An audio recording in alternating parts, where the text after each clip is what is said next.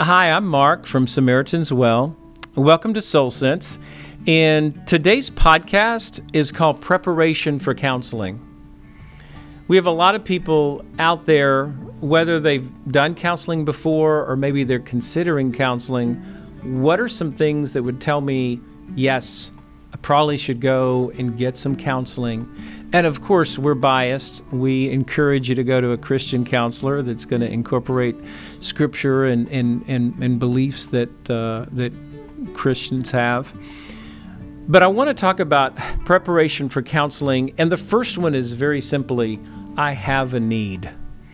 If we look at 1 Peter 5:5-7, it says, "Likewise, you younger, submit yourselves unto the elder. Yes, all of you be subject one to another, and be clothed with humility." I want you to consider that when the scripture says clothed with something, it's saying it because it's something you have to put on every day. Humility is one of those things that's not one and done. You don't get to humility and just forget about it. You have to be clothed with humility. You have to put it on daily. For God resists the proud, and he gives grace to the humble. Humble yourselves therefore under the mighty hand of God, that he may exalt you in due time, casting all your care on him, for he cares for you. So I have to admit that I have a need, which means I have to humble myself before I'm going to begin to seek counsel, whether it's from a professional counselor or a pastor or a mentor, whoever it is. The second thing is I understand I have a need, but I'm really having trouble getting a breakthrough on my own.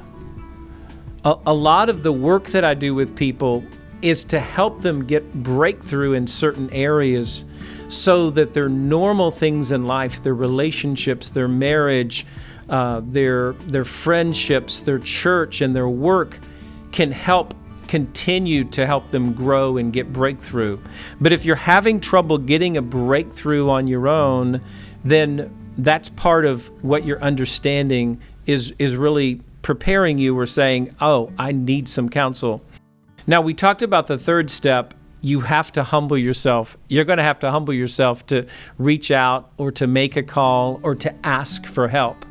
But even in that humbling, God is putting wind in the sail, because what does it say? He resists the proud, but he gives grace to the humble. Now, one of our great verses in the New Testament is in James 5, and it says, "Confess your faults one to another, pray for one another so that you may be healed." So people come in. Just earlier this afternoon, someone came in and said, I love my wife, but I've had these faults. I've had these issues that I've been struggling with. He's confessing it to me. What a beginning for a counseling relationship where he's honest, he's humble, and he's asking for that help. So humbling yourself is the third step I wanted to mention. The fourth step, if you want to go the deepest with counseling or breakthrough for yourself, you have to get to a place of whatever it takes. And that mentality is completely different than once in a while I'll have someone comes in that seems to say, well, I have these issues. What can you do to fix me, Mr. Verkler? I'm kind of thinking to myself, probably not much if that's your attitude. Because there has to be that humility. There has to be that hunger.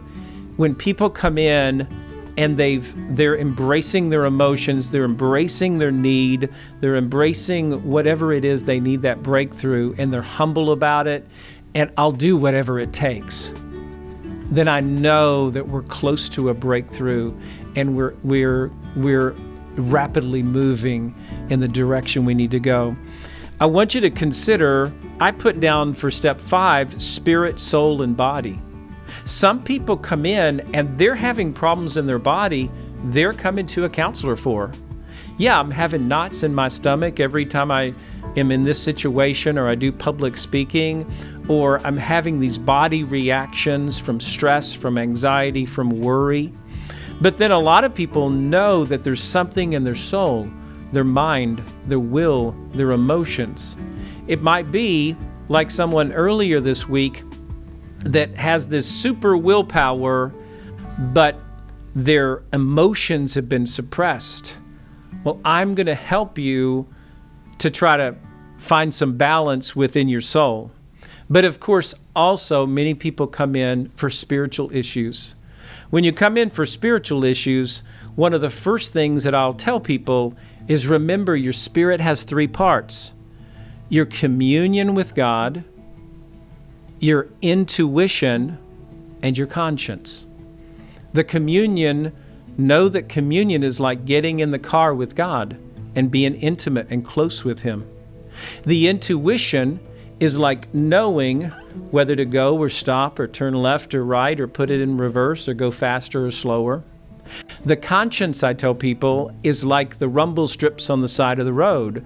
If you keep your conscience clear, then the rumble strips will tell you when you're getting off course. So it could be body, soul, or spirit. One of the biggest things that we're going for as people come in for counseling and preparation for counseling and understanding is to speak truth.